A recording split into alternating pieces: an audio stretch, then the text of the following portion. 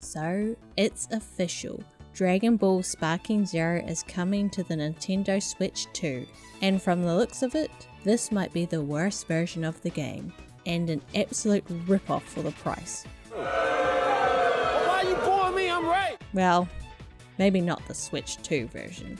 It is most definitely the case for the Switch version though. Now, if you've been following my channel for a while, you'll know that I'd been sounding the alarm for Sparking Zero's prices from before the game even came out. What I had been fearing ever since the game was announced had come to fruition, the dreaded Season Pass. I am never going to financially recover from this. The base game, already expensive. The DLC, don't even get me started on that subject. Like, I went onto the... Oh, shut up, silly woman. Bandai Namco has been creeping towards this pricing nightmare for years. Dragon Ball FighterZ charged absurd prices for a handful of characters. Xenoverse 1 had some of the weakest DLC for its cost, and now with Sparking Zero, they've gone full throttle into less content for more money. But here's the thing that most people don't remember. It wasn't always like this. Back in the Raging Blast days, you'd get DLC for free, but over time, that generosity disappeared. The price kept climbing, and the actual value keeps shrinking. And that brings us to now. Sparking Zero is coming to the Nintendo Switch 2, and even though this version will be releasing over a year after the PS5, Xbox Series and PC versions, they still want you to pay a full $60 for just the base game. Let me repeat that. A late port with no DLC included for $60. That is going to be way over 100 New Zealand dollars because the Nintendo tax here is insane, and the dollar is insanely weak right now. Oh my god. How does any of this pricing make sense? And let's not pretend Nintendo games are ever cheap. I mean, I grew up with the Nintendo 64 era, when games regularly cost over $120. That's why my family only owned like 2 games, because who could afford to buy any more than that? And here we are again in 2005, with Switch 2 pricing giving me the same sinking feeling. Except now, video rental stores are gone, so you can't even try before you buy, and you aren't really buying it either. And here is where things get really sketchy. Well, not sketchy, just annoying. The Switch 2 version isn't even a proper cartridge release, it's a game key card. For those who don't know, a game key card is really awkward to say, but what it really is basically a glorified download code in a box. You buy a physical copy, but there's no actual game on the cartridge, which means no true ownership, no resale value, no playing the game in 18 years if Nintendo decides to pull the plug on its servers. And what really bugs me is how quietly they tried to slip this past people. The announcement trailer didn't really mention it, the Nintendo eShop page doesn't mention it, but if you look closely on Bandai Namco's own store, the box art has game key card right there. That's how I found out. I'm not saying they're trying to hide it, but they definitely didn't make it obvious either. Now they're toting motion controls as a new feature for the Switch version, which is fine, I guess. It's kind of like how the Wii versions of Tenkaichi 2 and 3 had motion controls, but if you actually played those, you know nobody really liked them. Pressing a button is just faster, more reliable, and way less embarrassing than waving your arms around.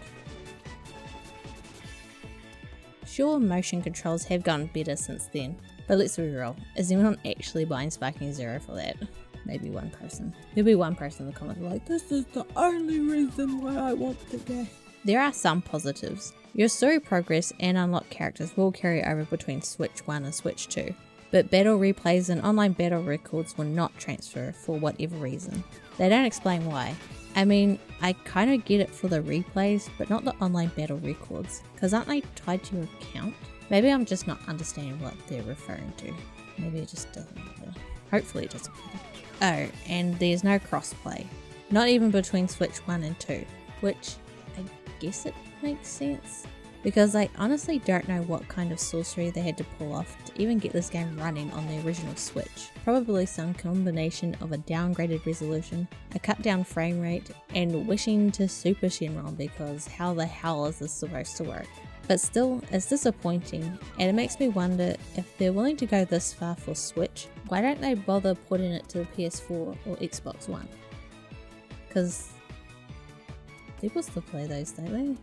I want people to be afraid of how much they love me. Now here's my advice. Wait. Like your mother said, wait for marriage. What the fuck are you talking about? Seriously, I know the hype is real. I know we all want to throw hands with Vegeta on the go, but patience often leads to a better experience and a better deal. Look at past Dragon Ball games. Xenoverse 2, Fighters, they all eventually got steep discounts on the DLC compared for what early adopters paid. Sparking Zero will almost certainly get the same treatment down the road, maybe even a complete edition or something. They still make those. Come on Xenoverse 2, just stop making it so I can have the complete edition, okay? So why rush to pay premium prices for a stripped down version when you can wait and get the full package later? I wish I would take my own advice. And let's not forget, the long-term cost of this game isn't just $60. Well, if you want everything. It's $60 for the base game, plus however much they want to charge for the season pass, plus any future DLC packs, plus the anime music packs that are hilariously sold separately for $15 each, plus the online service if you want to play online, maybe even with a friend if you can manage to even add them with Nintendo's antiquated friend code system. I don't even know if they still use their system. It has been so long since I've used Nintendo Online. I'm happy enough just wandering around Hyrule alone. Forever. Oh yeah, this is supposed to be a Sparking Zero video. So yeah, the Switch version of Dragon Ball Sparking Zero is shaping up to be the most expensive way to get the worst version of the game.